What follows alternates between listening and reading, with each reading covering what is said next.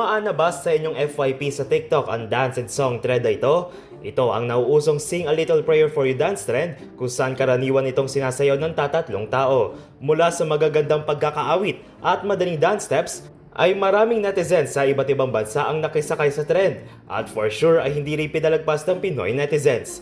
Maging ang pari at TikTok content creator na si Father Michael Cabellion ay hindi rin nagpahuli sa trend. Say a little prayer for you.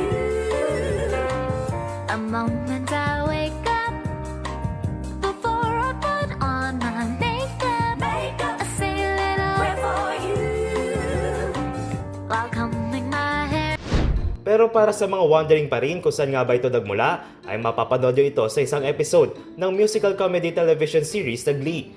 Dito ay sinayaw ito ng karakter sila Queenie, Brittany at Santana.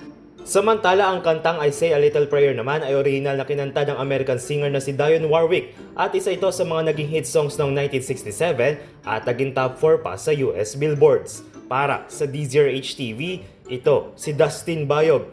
Una sa Pilipinas, una sa Pilipino.